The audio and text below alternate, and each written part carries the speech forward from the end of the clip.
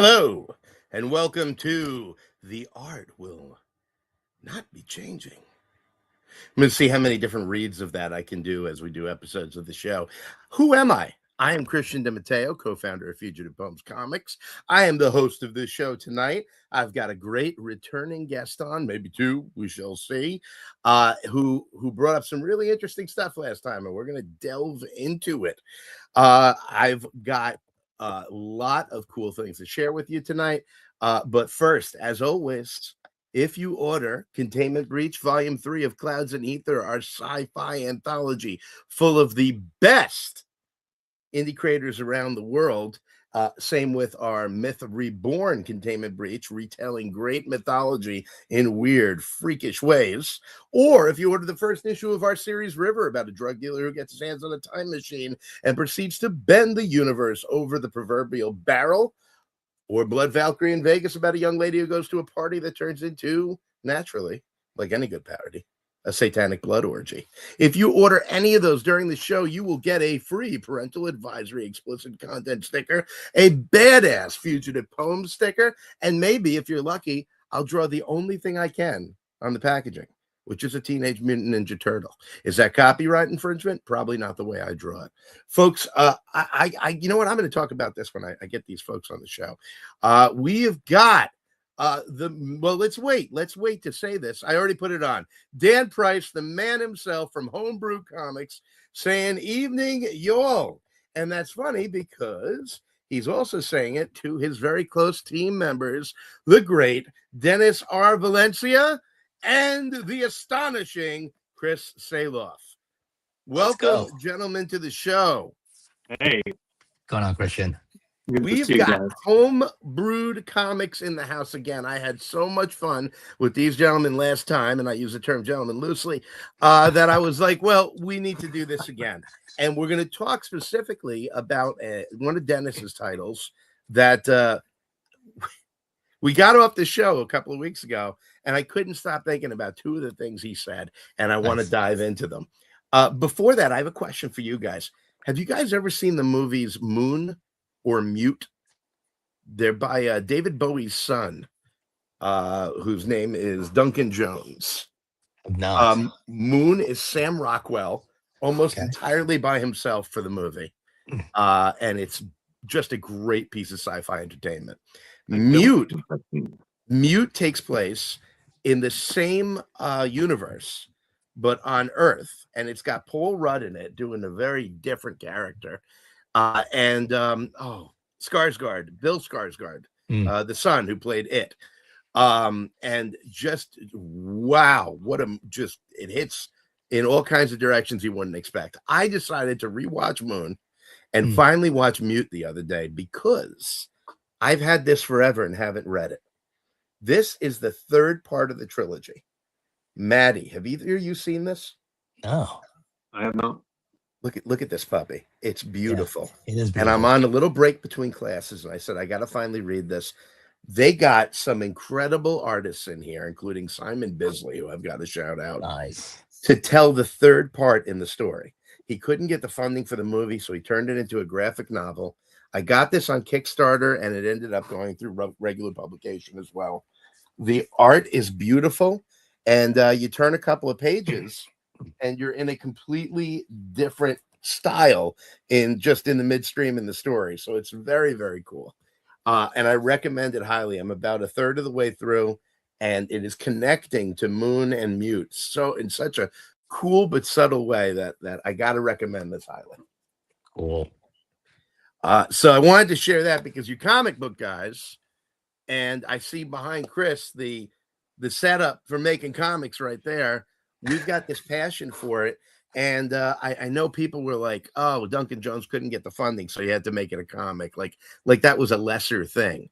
It is such an incredible experience to see it in graphic novel form, and he's not the only one. I've got Noah, the movie with Russell Crowe. I've got the graphic novel version from Darren Aronofsky, and that's beautiful too. It's a whole different way of telling the story, and you guys know all about that. Evan is here. Mute is fantastic. Hello, Dennis and Chris. Yeah, nice. Dude, I had such a great time with Mute. So before we jump into Celestial Night, I've got to show. Last time Chris was on with Dennis.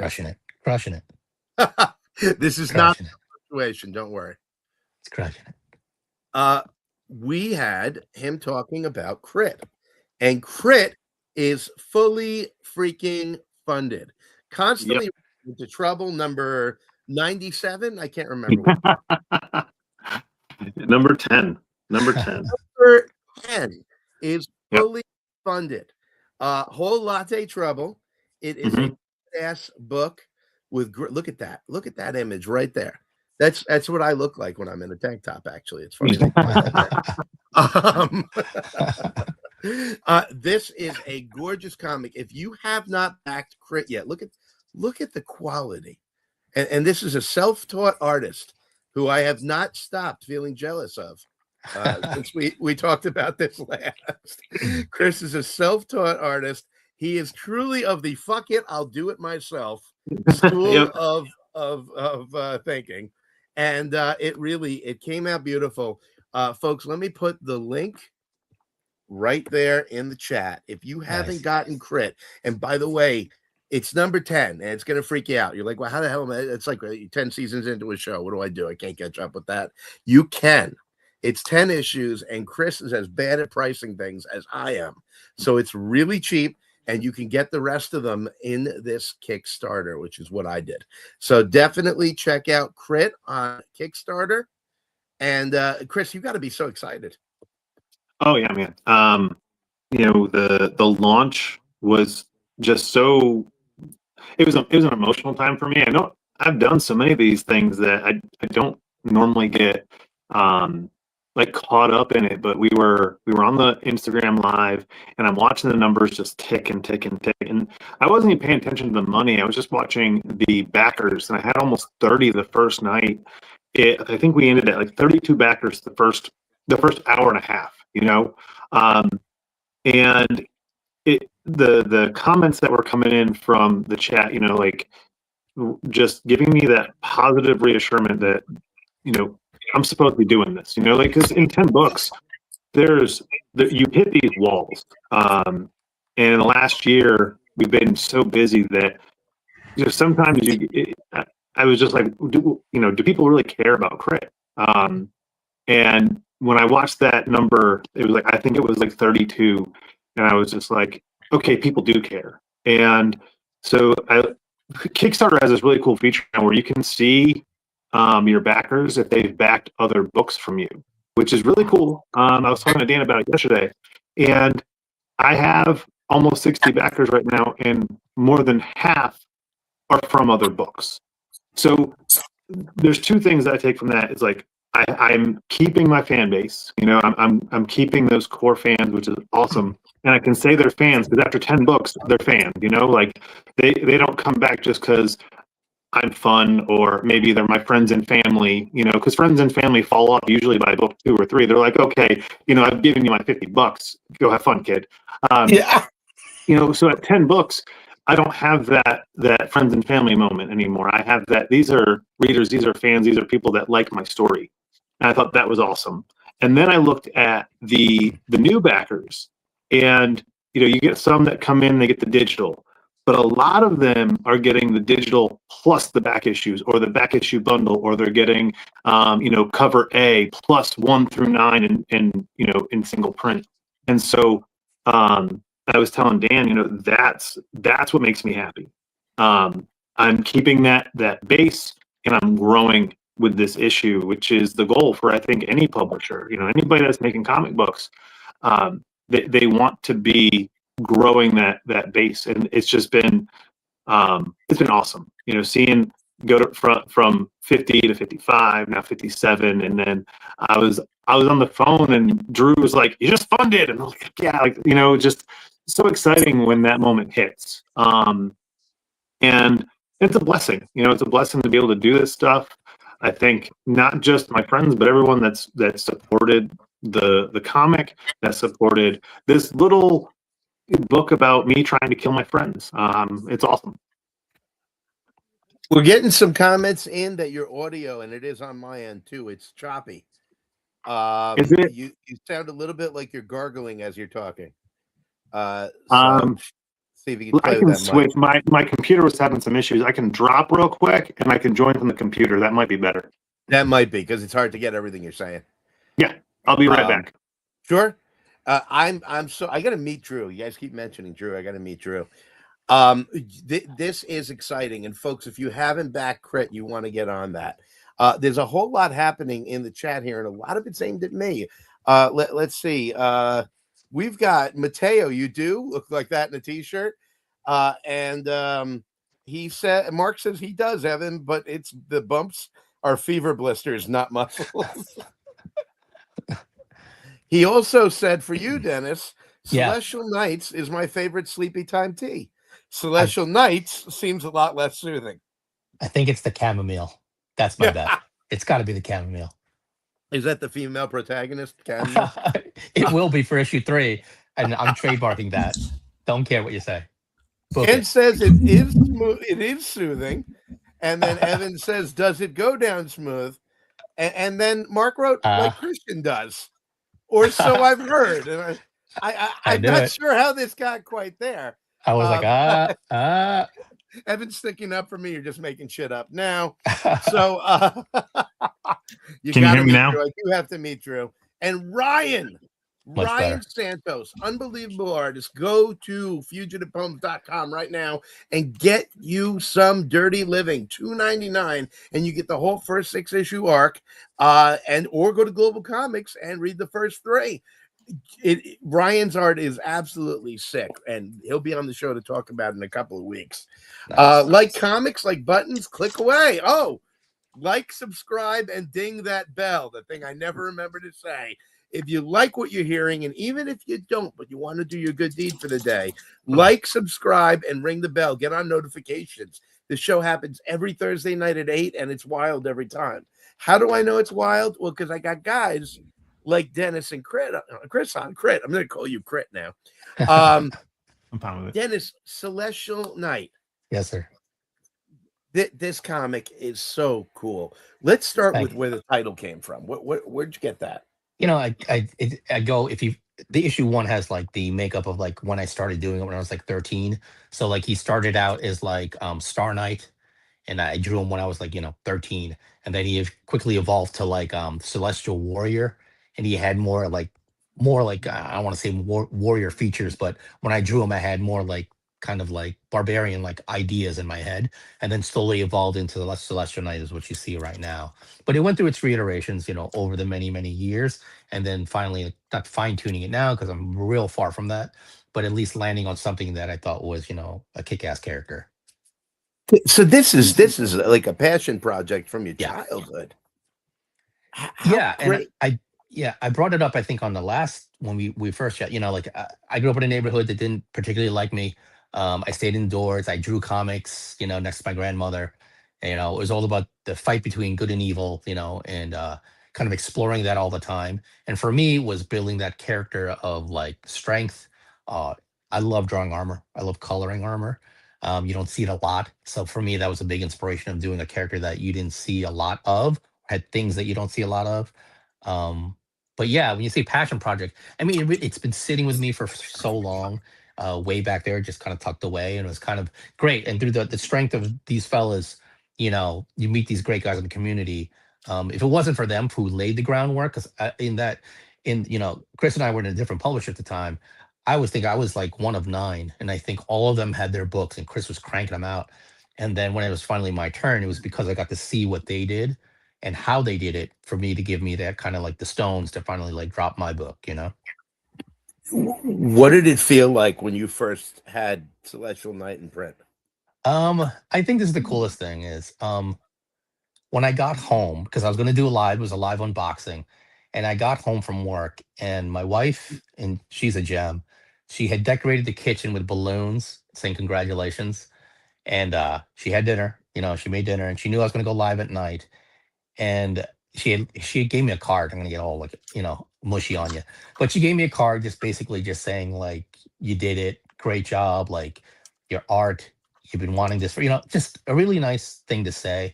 and just to have my boys there and have them involved in it, like I think that was probably when I think back to that day of doing the unboxing, it was just great to have the fellas there and do it and get it in my hand and finally be like, I got my book.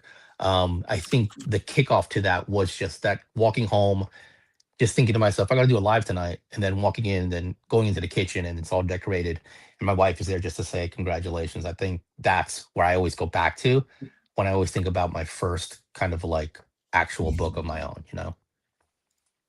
Yeah. Wait, there's so many things that you said in there that are wonderful.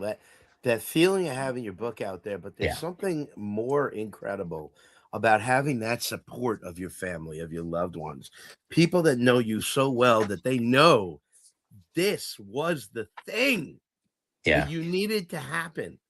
yeah, That and it's happened, and they understand. They may not understand comics, they may not understand writing, right, they may not care about kaiju and the crazy shit you're into, but they know that you love it and you've done something with it. And yeah. that support. Can you, I don't know how old your kids are. Is Celestial Night appropriate for kids? Yeah, I think I only have one F bomb in there, and it's it's the F Only one. asterisk, Only one. CK, that kind of thing. But his muse is his dog, his best friend Norman. So they quip back and forth. There's always banter between the two. So even when I do, and I've sold it to a lot of kids, when I do, I just say there's one F word, and I always say like, and I give it when especially at work, when people know I'm into comics, and I'll give it to them because I work with them and be like, hey, two things. One, I want you to read this to your kid, like a bedtime story. When you sit down with them at night, I go, do you read books with your kid or you read? And they're usually like, yeah, I read a book. Okay, one, I want you to take this book home. I wrote it, I drew it. I want you to take it home, read it to your kid as a bedtime story. And they go, two, this is the kicker. You got to do the voices of the characters. So you're going to do Jeremy, Celestial Knight, like a superhero. Then you do Norman the dog, like a Norman the dog kind of voice. The kaiju roars, I want you to do all the kaiju roars and all that. I go, and I want you to have fun with your kid when you read this bedtime story to them and let me know how it goes. And that's always been my thing when I give them to like the people I work with or my peers. I'm like, those are the two things I want you to do when you read this book. That is so cool and It's fun. wonderful. And what a great thing to be able to share. Yeah, Yeah. Mark said in the chat, one F bomb, clearly not a fugitive phone production. Yeah, I like, hey, listen, I want you to take this home and read it to your children. During the orgy scene, make sure to make all the proper sound effects. See, I couldn't do that with anything that I've got. Wow. I was telling Dennis in the green room that I got today. I got an email accepting another short story for That's prose for awesome. publication in a Congrats. magazine, and I'm telling my kids about it. And the first thing they're like, "Can we read it?" And I'm like, Nope. "No, there's nothing Daddy writes that you can read." So I'm actually working with a great artist on my first ever children's book, based almost entirely on ideas my son came up with, my middle child came up with while playing with some Imaginext toys. Mm. And he come up with these great character names, and that'll be something I can finally do that with. Mark said, by the way, I love that you're doing that. We need more comics for kids as well as adults. I wouldn't put a Marvel book in my kids' hands under duress. Under duress. He did not just say green room. I say green room every week. It makes it sound like this is a real thing. It's physical. And in regard to your wife, Mark said he picked a winner. I did. Absolutely. Dan Price says Valencia speed. I will concur. His wife is awesome. That's she's so a cool. sweetheart. This is what we need. This is what we need. So, Chris, I'm going to ask Dennis another question, and then I'm going to ask you a similar one. Hold on one second. What just happened here? There we go. Fugitive Poem Production has 15 F-bombs, nudity, spread eagles, sex, and more sex, then drinking. Yeah, exactly. That's pretty much what we're pretty much just grindhouse. So, Dennis and Chris, here's the question. Dennis brought up something when we had you on last. I titled the show tonight, "Yeah, but why should I save you?" And it seems to me that both of you are playing with this dynamic with your superheroes. There's the Superman aesthetic, the Spider-Man with great power comes great responsibility, that if you have this ability, obviously you have to use it for good, or alternately, you're a villain. There's no in between, right? And a lot of people have gotten into this about Bruce Wayne and his money. It's like, well, he's got all this money. Shouldn't he be using it to help people rather than just make all these cool toys? So, Dennis, how does your character, why does your character struggle with this concept of how far he needs to go for strangers or even possibly for enemies? Yeah, I think one of the things that I really want, like when I was creating the book, for me, there's always beats. So, you have your intro and there's multiple beats in the middle, and then you have your conclusion. You kind of get to those beats as you kind of draw your book. And one of the beats I really want to explore was that, like, it's just one of those things where, and it's funny, Chris mentioned it last time we were here. He said Dennis is a people person. And I kind of chuckled. I just said that on another interview today. Right. Because I'll be honest, I've been like, oh man, I hate people. I must say it like 3 times a day. God, I hate people. But everyone has a story, and if you just stop and get to talk to them, you get to know what makes them tick. And there's so much interesting stuff. And I always like Chris and all these fellas, amazing stories. I brought it up. Chris has died like 900 times. They're amazing stories, and I live a relatively, and I'm extremely happy with my mundane life. Very happy with it. But it's just people disappoint me all the time, but there's stories behind that, and I find it so interesting. So back to your question, for me, what motivates someone to risk their lives to save people? Half of them probably hate him if they knew who they were, or he would hate them if he knew, kind of like, just on an everyday basis of like, I can't stand you, or you're annoying, whatever it is. Why would you risk your life for? And that was kind of my crux to the story. And my big thing is, and kind of where I grew up was, first generation Filipino in the United States. For me, I still hold the value of the American dream incredibly. It is a bold and strong decision still in my upbringing. I look at what my father did. There's a picture of my father landing in America that I hold in my head every day when I think about my father. And my father's still alive now. But those are the things that for me are the backbone, not only to me as a person, but I think we've lost that value. And when I created that comic, that's what the character was really his strong foundation was following and really upholding that American dream because it meant so much to me. And I know we've lost our way in these times, but I think there's so many of us who still value that. And I wanted to get that through. Like, that's why he does what he does. And this is the thing, Christian, it's not just one thing. That kickstarts him into a gear of like, okay, this is why I'm doing what I'm doing. Second issue, you start to find out, okay, there's more to his back life. There's another gear of why he's going to risk his life.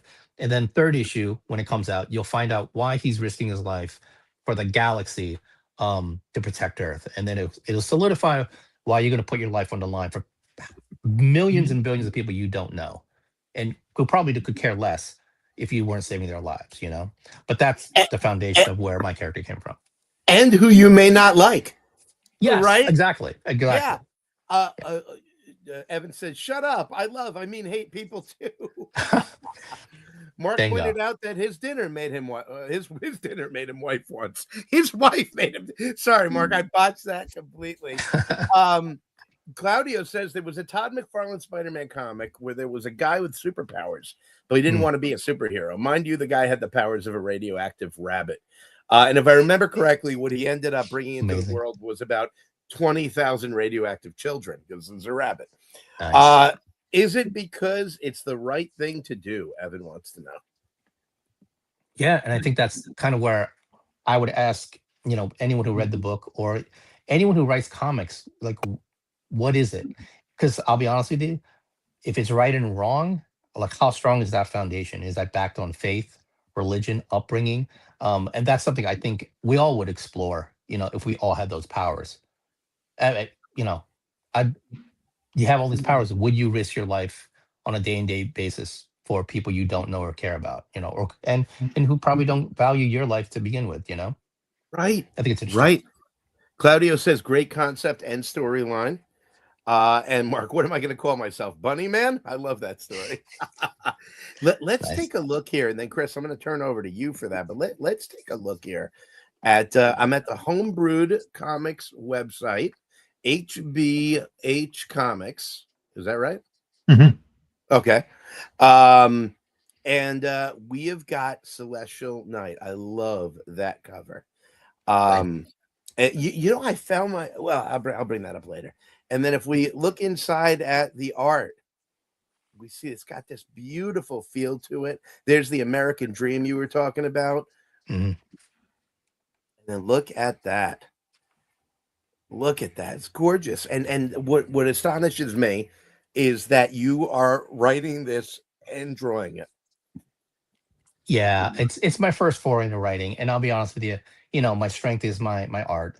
So I have an editor. She kept me in line, corrected my mistakes. I wanted to drop this ridiculous joke, and it was like my killer joke in the book. I was like, I gotta have this joke, and she nixed it. She said it's no, like it ruins the flow.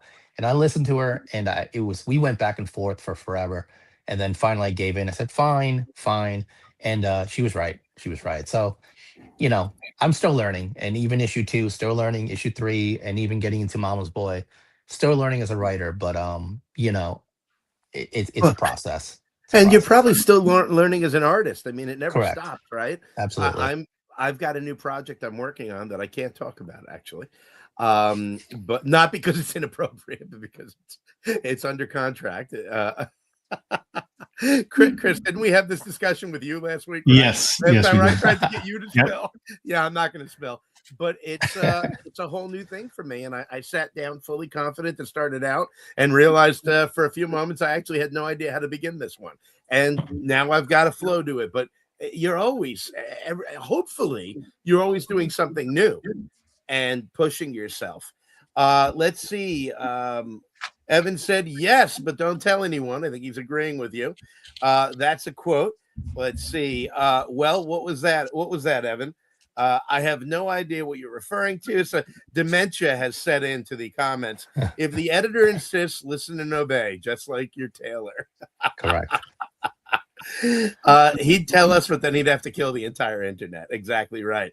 So, Chris, this idea of reluctant heroism or even denying heroism, how does that factor into crit? So crit are accidental heroes. So the whole story is a Dungeons and Dragons campaign. And anytime you play D&D, you've got your murder hobo, you've got the guy who's going to run around and just ignore all the quest items and do whatever he wants to do. You've got the one guy who is going to stick to the plot and drive everything. And when we first got this game together, in fact, my very first issue 0 that no one will ever read has more F-bombs. I mean, I literally translated everything they said, and they were like, can you edit that? Because my kids want to read this. So we kind of took some of that stuff out.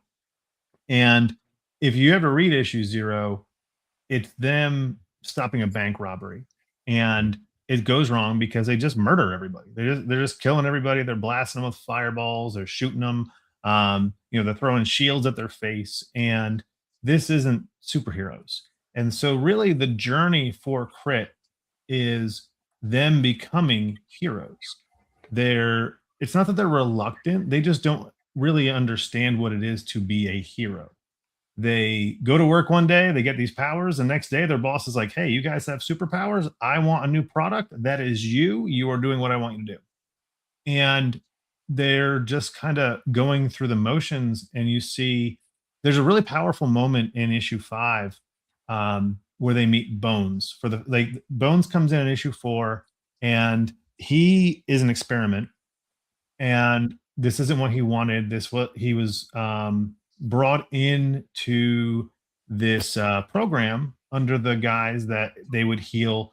In real life, Ryan Kidd, who plays Bones, has brittle bone disease, and he wanted that to be part of his character. So he's brought in under the guise that they're going to cure his brittle bone disease. Well, he goes from like a 5'9" guy, to this almost 8 foot tall being now that can call upon all these different weapons. And it's changed him physically, and he's struggling because he also witnessed all the other experiments get killed. And he's just having this very emotional moment of everyone that came in with him is now dead. And he's like, I didn't want this. I didn't want any of this. And Caliber looks at him and is like, none of us did. We didn't. but now we have it and we're here for a reason. And they have this very emotional like moment where Caliber just tells him like, this isn't a choice any of us made, but the choices we have in front of us are what determine what we're going to be. And later on in the book, there's, one thing that we always talk about, my friends and I, that kind of turns off some of them to comic books is the recurring villain, the Joker syndrome, where we don't want to kill Joker because Joker sells books. But if Batman were a real hero, Joker would be dead. Like he wouldn't be breaking out, breaking out and ruining Gotham every other week and killing people. Like, so Caliber, his power is he can shut off anyone's abilities. So if he touches you and you have superpowers, those go away. He's completely immune to them. He's what's called a null. So he nullifies people's powers.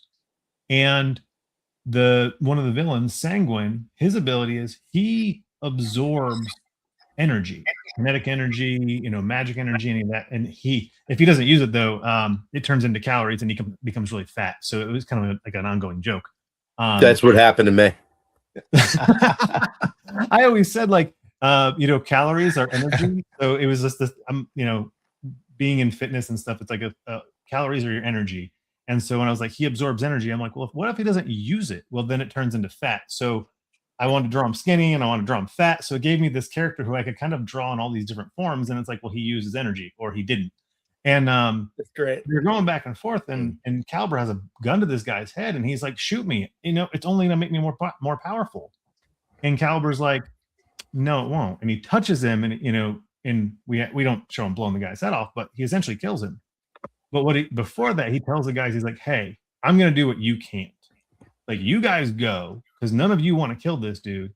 Caliber is, emotionally able to handle the death of a character because his background in, paramilitary and police, he's a cop. He's had to deal with some of this stuff in the past where the other guys haven't. So there's different levels of heroics that they all have. I would say the one that's the most reluctant to really be a hero in this book is Spectre. He doesn't really want to do it. He wants to run the coffee shop. He wants to, naturally. Later on, he's walking around with a jacket and he's like sold spots on the jacket because he's like, I'm a video game guy. He's a young kid. He's the youngest one in the group. And he's like, well, if I'm going to be out here and I'm going to have news people on me, I'm wearing my brand. I'm wearing the brands that rent space on my jacket, and he's just there because he kind of has to be. Like, he's part of the group. He's not going to abandon them.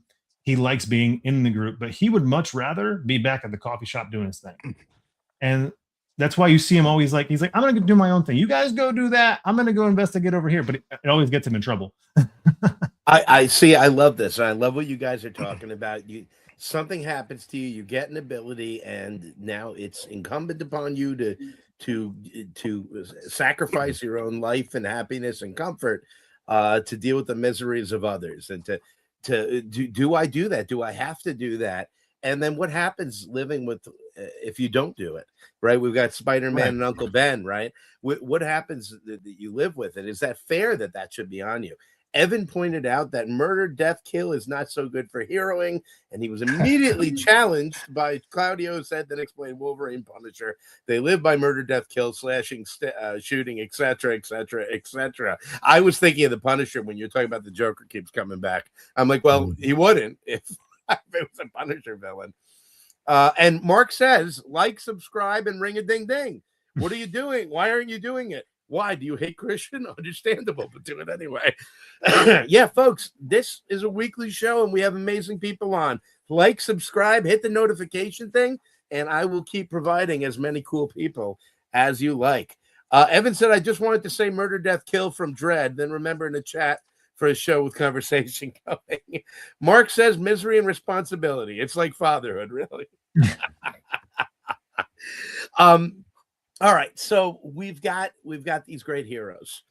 There's another factor. We're going to stay philosophical for a little while here.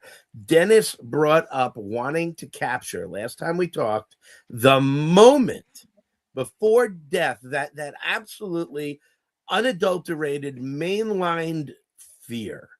What did you mean by that, and how does that factor into your story? Yeah, I think, of all the like the emotions that are, fear is so strong. I mean, just look at the media, like they prey on fear.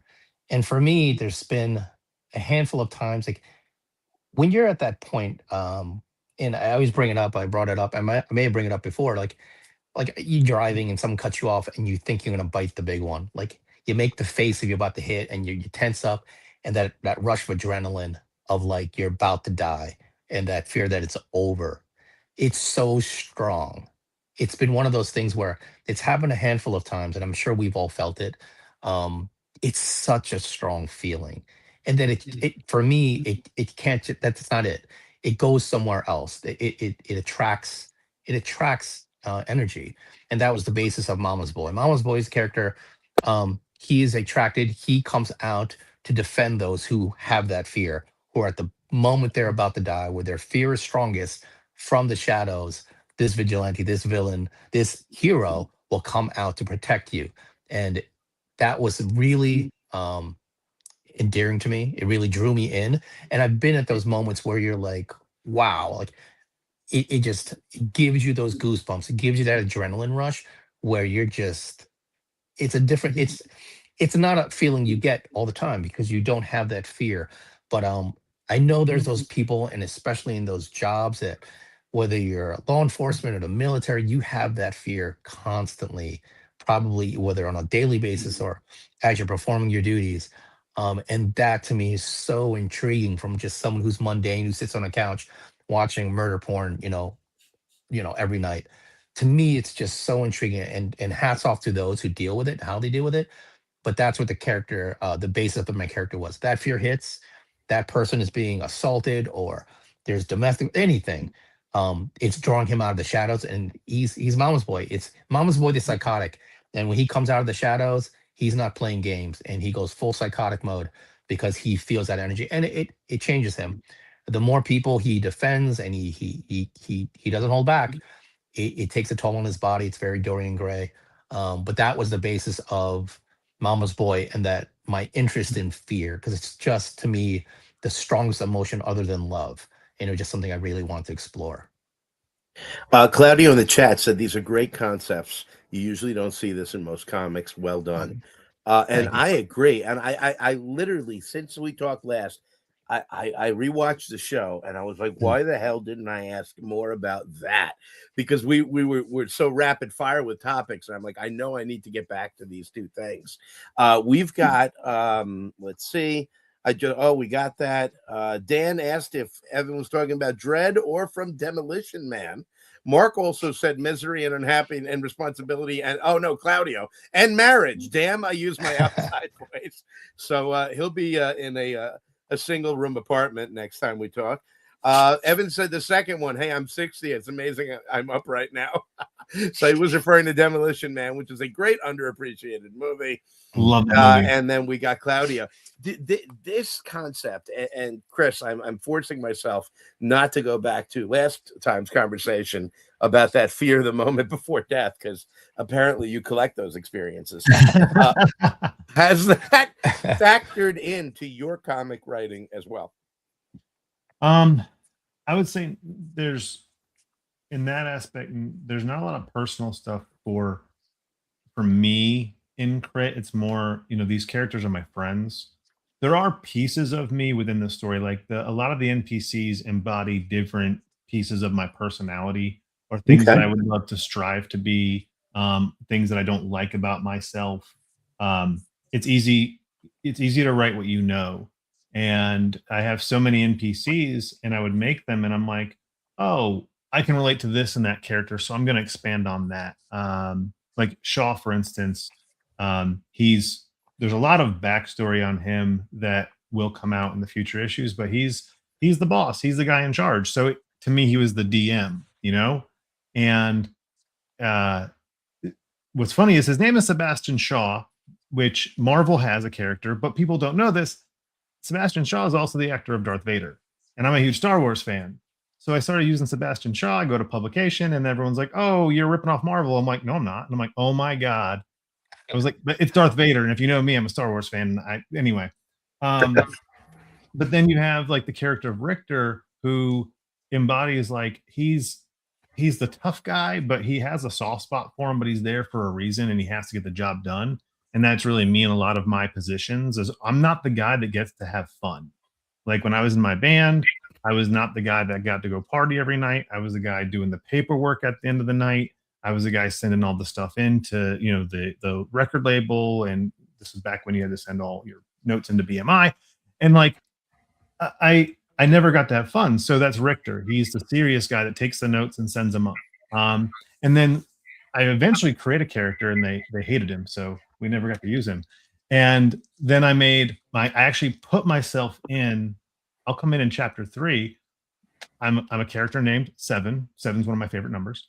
And the first thing they said, so I told them, I was like, I am going to do a self-insert character because they kept asking me, when are you going to be in here? Well, at the time I was wearing a suit to work. So I was like, hey, we'll do a Men in Black style character. I love gadgets. I'm a huge Batman fan. So it'd be a gadget using character. And I show up, and before we can even get into conversation, they're like, oh, who's this short guy walking up to us with us? You know, like, and just all the jokes come out. And I'm like, okay, I found my guy. So I get to be a lot of different characters, but none of them really are me. Except Seven has a lot of me. And I think we're going to do some like fourth wall breaking where he's like trying to draw a comic book of them and make money off of them on the side. We haven't gotten there yet, but you know, I like that. There's going to be a lot of fun pieces there. But for me, you know, the when you talk about that moment before death, I can tell you, I was given 3 days to live in 2015. Now, when I was a kid, you know, between ages 4 and 6, I was pronounced dead 3 times. And I do remember the first time I woke up in the hospital and my mom explained to me that my heart had stopped. And the weight of that didn't really hit for a little while. And then I do remember the moment it did. And I was like, wait a minute. So I was dead. And like a kid realizing that, like, it's still to this day will carries weight, but not as much as being, you know, in my mid 30s, looking at the rest of my life saying, what did I want to do? And when the doctor came in and said, you got 3 days, you know, like it was this moment of like, this is it, you know, like I really didn't think I was going home. There was fear, but there was also like at the end, I actually came to terms with it. I remember the moment I came to terms with being done. I had written down everything I wanted to do in life, and I was actually happy because like the things I didn't get to do were very small in comparison, like going to Italy, you know, or like I hadn't been married or had kids at that point, and it wasn't something that was really high on my list at that point in my life. But I was like, hey, you know, maybe one day this is something I want to do, and I wanted to write a book. Yeah, now I'm doing comics, you know, so like, but the list of things that I wanted to accomplish, I had done.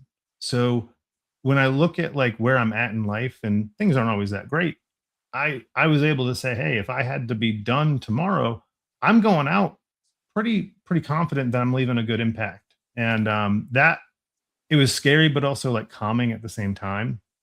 I won't go into my mental breakdown that I had one night and all the other stuff. But well earned, I would think, with all this. Yeah, I mean, I was left alone in a hospital bed because my friend had to go work, and someone was supposed to be with me at all times, and she had to go to work, and I'm sitting there by myself in a hospital room with nothing, you know. And smartphones were you had social media and stuff, but it wasn't like they are now. I just lost it, and then yeah. But to that point, with bringing that into the book, I leave a lot of that out of this because this is fun. Crit is an escape.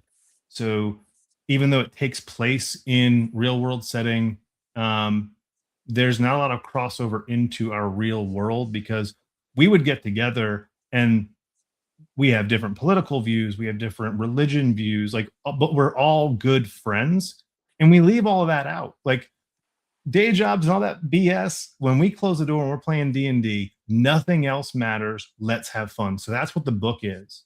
It is just fun. And there's some hard-hitting emotional moments. There's some hard-hitting like action pieces in there. But the core of Crit is a bunch of guys having fun. You know, and it's so Michael Chabon, a great writer, has this piece called The Pleasure Principle. And in it, he raises the question and doesn't really answer it of what's the difference between art and entertainment. And when can you tell that difference? And it spurs, and whenever I teach it, it spurs an incredible debate about, well, if something makes you happy, it's art. Well, no, that's just entertainment. When it has to be elevated, and then people, well, it has to be serious to be art. And I'm like, well, this is a problem I've had with the Oscars my entire life. Why the fuck isn't comedy getting nominations? It's easy to make us cry. We're all on the verge of crying anyway. It's much harder to make us laugh. And that's right. So we talk about something like Mama's Boy, which is dealing with this really intense stuff, but you're doing it in this entertaining way. It sounds like it's a horror story. It's got that energy to it of fear being captured, but captured for an adrenaline rush. And then we talk about Crit, and Crit is there to, I mean, they're trying to run a coffee shop in the midst of everything else that you've talked about. There's a silliness to it that we need. And how do you balance that all out? I think that's what you got to write the story that comes to you. You got to write it in the way that is writing, and then you put it out into the world, and the right people will find it, and they'll find what they need for it. When people come to our table at cons this Sunday, if you happen to be in the tri-state area and you know Westchester County, in Croton, New York, Third Universe Comics, Fugitive Poems will be there tabling. Meant to say that a long time ago. Also, like, subscribe, and ding the bell. I did it. I did it. But we walk people around. We're like, all right, well, my first question when someone comes to the table is always, how much money do you have on? No, it's what is your credit card limit? No, it's, what are you into? Sci-fi, horror, comedy? What's your go-to? And I find that question relaxes people completely, because I'm not pressuring them to buy what I do. I'm like, let's see if there's something here for you. And they get excited when I'm like, well, actually, I do have something for that. You want to check it out? And we just end up having a great conversation about cool shit that they like. And folks, if you go over right now to Kickstarter to Crit, you can get a copy of this great comic. And here is Dennis's cover, The Breaking of the Bat. Clearly an influence on this cover. I absolutely love it. Is that Celestial Night? Yeah. Yeah. It's Chris said, hey, he wanted us. He was pitching ideas to me. He said, how about Bones versus Celestial Night? He's like, maybe they're battling with like their energy swords or shield. And then I was like, yeah, great idea. Like, I love Bones. I love his size. I've done a piece of Bones artwork for Chris before. And then, of course, put this Tadaro CK in. It was great. And then I was just going through ideas, and, we love our homages. And then it just came across. Then for me, I saw Nightfall, and I was like, duh, Nightfall. Like, love it. It literally just fell in my lap. So as soon as I get to, yeah, right, exactly. And as soon as I got to draw Bones and making him the size of like Bane, like that was just fire, just going. And I told Chris when I did it, I didn't like it. I drew it, I shot it over to my buddy, and I said, hey, what do you think? And he said, he's been polite. He said, it's good, looks really good. And I said, no, it's missing something. Like it's not hitting. And he goes, go back at it. And I told Chris, I learned a lot from this one. I went back to this piece about 3 or 4 times. I could have just stopped and said, it looks good, give it to Chris and roll with it.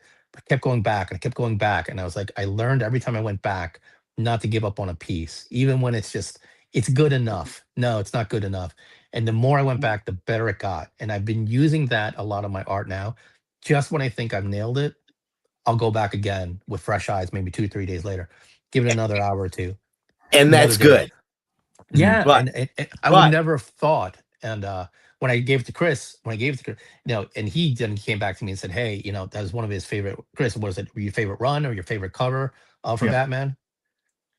The Breaking of the Bat, the Nightfall is my favorite Batman series. So when he gave this to me, I was floored. But you were saying, sorry. I wanted to say what you're pointing out is so you can always, you can always do better. But there's a danger to that too. Picasso said a piece of art is never finished, it's abandoned. And there's got to be a point at which you gotta let the kids out of the house. You gotta just say, all right, because I gotta do something else. And a lot of us will obsess. I've got a short story I'm working on right now that there's 3 sentences in that I can't get right. They might be fine, but I'm obsessing over them, and I'm ready to send this puppy out. I wrote it specifically to a theme for a magazine that's got something going. I need to send it out, but I'm obsessing over these 3 sentences. So there has to be a point. So I think it's great to remember you can always do more. There's got to be a Zen balance. You can always do more, but you also have to let go and move on to the next thing. And there's got to be a Buddhist teaching in there somewhere about finding that balance, because it's so incredibly hard. My dad, I wish he would draw more. I have some of his old artwork. My dad was always, and I don't talk about this enough, but he was my biggest inspiration for art when I was a kid, because my dad is just phenomenal. And he would draw on a paper towel, and it would be this like beautiful phoenix. I have this somewhere. My dad drew a phoenix on a paper towel my mom found. And I asked him when he started getting tattoos, I was like, why don't you draw your tattoos? Because airbrush, this man, anything you give him, he's just so talented. And he's like, I don't want to draw my own tattoos. He was like, because then I'm going to see my art every day and know I could have done better. He said, and this is something that I got into, and I have a bunch of tattoos, and I won't draw my own either. And he was like, when I get someone else's work, that's their best work in that moment, and I never have to see any more of their work. I know they gave me their best. So that's kind of something I adopted when I started doing my comics. Because if you look at issue 1 and then you look at issue 10, there's a big difference. I mean, like art wise. And as the publisher and someone who's like, hey, buy my book, I'm like, man, should I redo issue 1? And I've had this struggle so many times. I actually just recolored it, and I think that saved a lot of that for me internally. But there was a piece of me that said no, because in that moment of 2019 to 2020, that was the best I could do. So I know when people buy issue 1, they got the best of me in that moment. And then in issue 2, they get the best of me there. They get the best of me in every book. As long as when I'm done with that book, I know I've given my best, then I'm happy. But I'm like Dennis too. Like, I'll go back on a page and I'm like, oh man, I forgot to do this. Oh God, I forgot this. And it's a detail no one's gonna see. Yeah. But I do, and if I missed it, then I feel bad. And I don't feel bad because, it's an ego thing. I feel bad because when I look at my Kickstarter and I see 57 people with almost $3,000 raised, right? That's people have put money into something because I promised to give them my best. And if there's anything that I have had my entire life, if it has my name on it, it has to have the best on it. And probably it's one of my problems at work, because my name's on a lot of things and I'm like, it has to be perfect. I will do it myself. Yeah. Listen, I'm the same way with my writing. I won't say what it is. I'll drive everyone nuts. There is one short comic I did that after it printed, I reread it and went, oh, I have such a much better last line. And every time I look at it, all I think is what could have been. Every time I go to send a short story out to another magazine, I tweak the story again. I might send out 15 submissions, and each one's a little different. So I understand that completely. We've got, let's see, we said that Croton Con, which I brought up. That's right. This Sunday in Croton on Hudson, New York, at Third Universe Comics. Come meet us. Tabling. Yes, Evan. Table did become a verb if you're in the con world. And yes, Mark, I did say like, subscribe, and hit the notification button. He's learning, Evan said. Love the Nightfall cover, Dan said. And I want to talk about Dan in a minute. Time and attention it needs to represent the real. Maybe that's what makes it art. And that's, Evan, maybe you just answered 2 or 3 questions at the same time. And Ryan says, no comment. Ryan is one of the hardest working artists that I know. All right, I have to show, we haven't talked about Dan yet. And I noticed something when I was scrolling through this Kickstarter. I noticed that someone snuck in. We have got Bigfoot, who, in case you were not aware, is adept at the martial arts. I think that's the title. Bigfoot is adept at the martial arts. Very catchy title for this comic. It's a very unique title. Yeah. Bigfoot Knows Karate by the incredible Dan Price.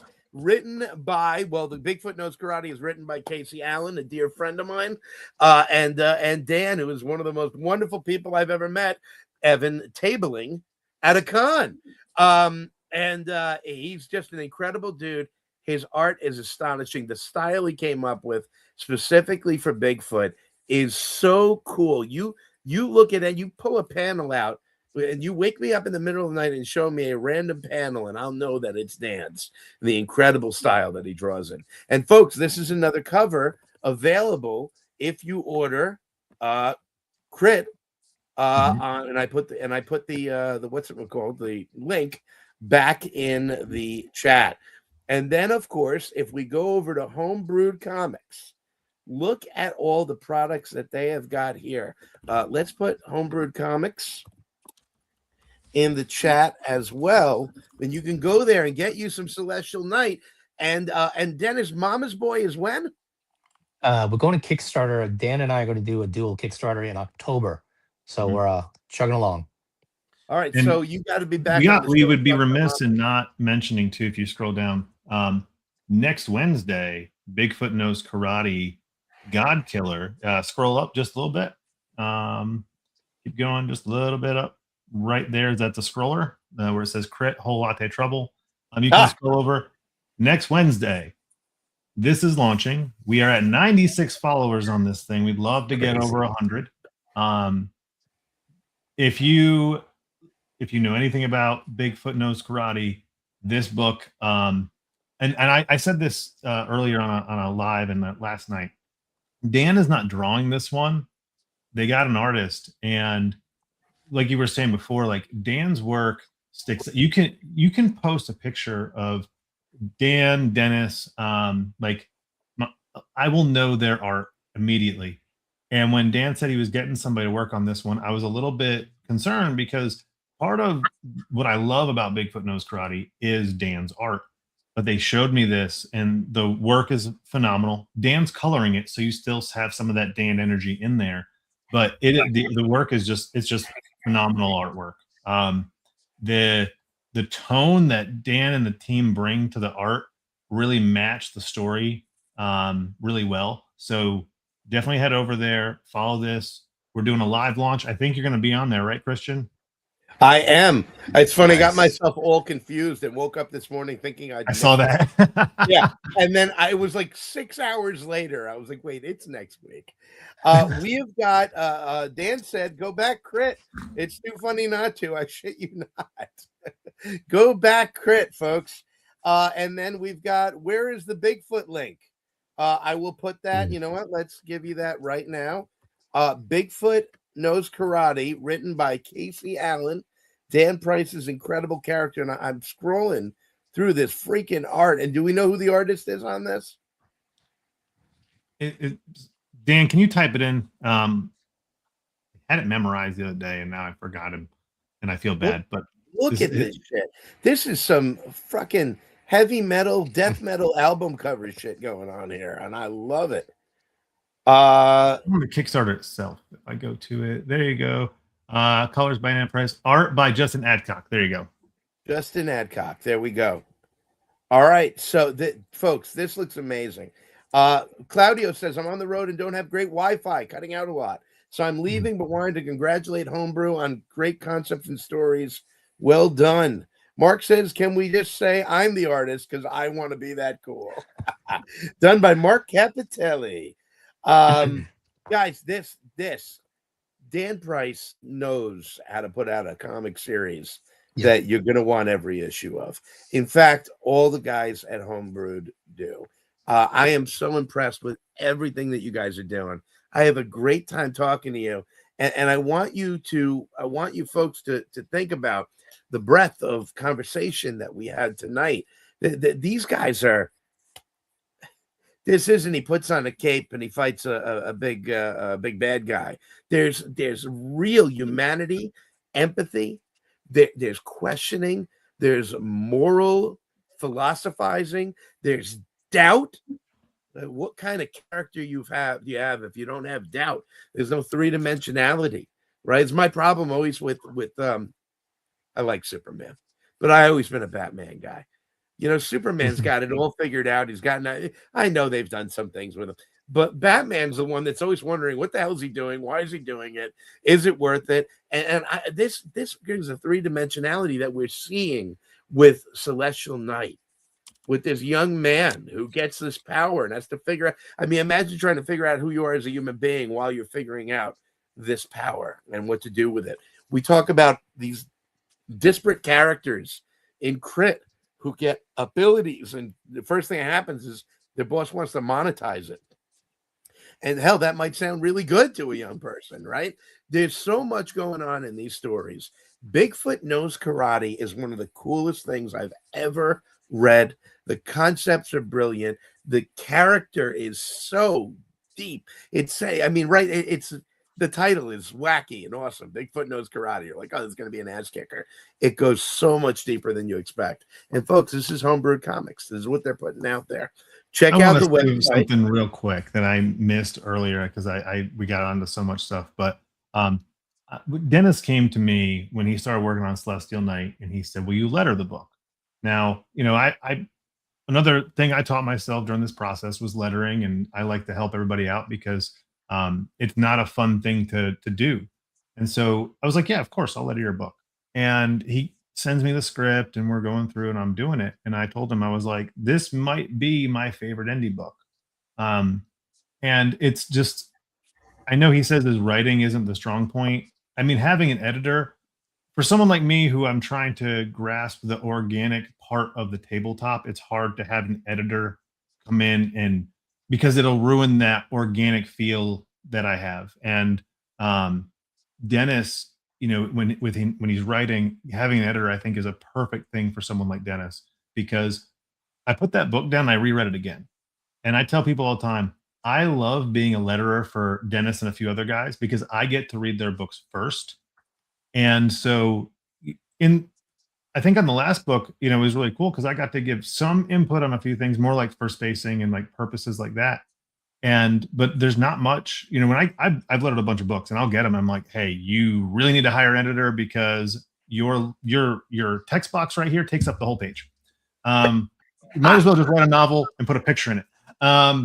And with Dennis, it's like, I have so much room because he gives the art room to breathe. And that's something that indie guys, myself, I failed in the beginning to do. And he just lets this story. One of my guys, Brad Haynes, who is Caliber, he has this balance that comes to the book, which is you need to learn how to show and tell, or show and not tell, or tell and not show.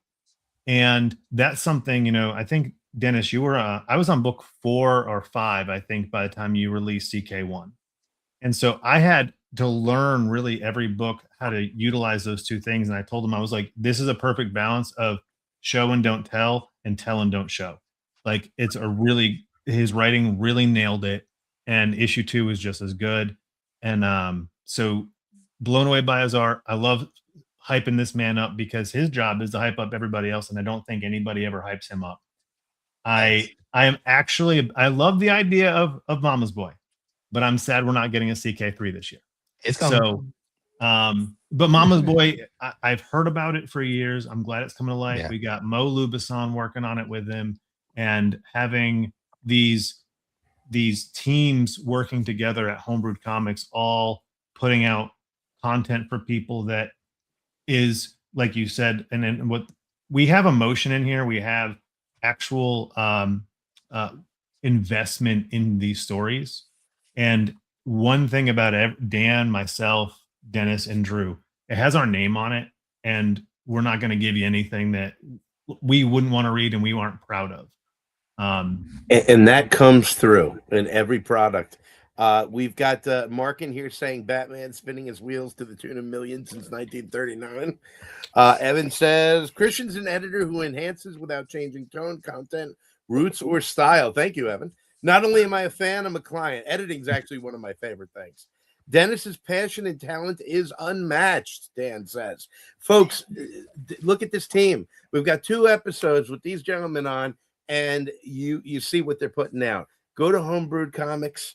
Go to Crit, get on that. Bigfoot Knows Karate, God Killer, Kickstarter, and get yourself some awesome comics. And while you're at it, I'm all excited. I showed at the beginning of the show, I got a big chunk of comic to read right now. If you'd like a big chunk of comic, the Containment Breach anthology, if I can't say the word, anthology series, one more sci-fi, one mythology bent, has the greatest indie creators literally from around the globe contributing their bent, twisted, warped stories to these great anthologies. 162 pages, 172 pages. Order them right now from Fugitive Poems, and I'll send you some cool stuff with them. Dennis, thank you for being on and letting me get the answers to some questions that you kept floating in my head for a couple of weeks. No, man. It's funny because the last time we went on, I said, you had me at Blood Orgy, right? This time you had me at Spread Eagle. I was like, okay, time to go. Had me at Spread Eagle. That has to be the title of this one. Had me at Spread Eagle. It's going to be on a T-shirt. Trademark it. Change the title of the episode. Yeah, for real. No, dude. Anytime you need, get Homebrewed on here. I think we got a great rapport. Homebrewed and you. Yeah, anytime, dude. You're a good egg, man. Yeah, I appreciate you bringing us on and handling the situations that we've had. I'm sorry?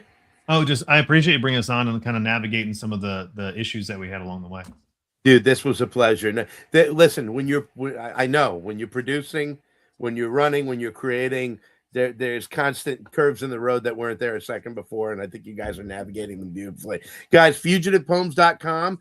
Mark says, people buy stuff, support the arts directly. Spread Eagle, that's how my wife got me, Mark said. And then Christian, thank you so much. Folks, I'm Christian DeMatteo.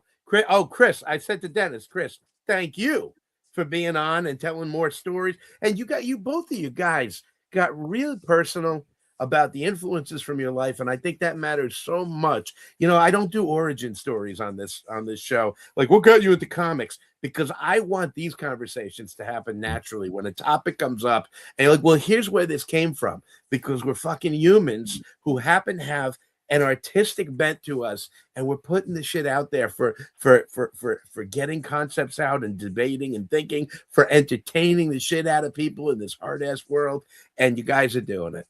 Folks, I'm Christian DeMatteo. We are Fugitive Poems, and we make comics. Good night.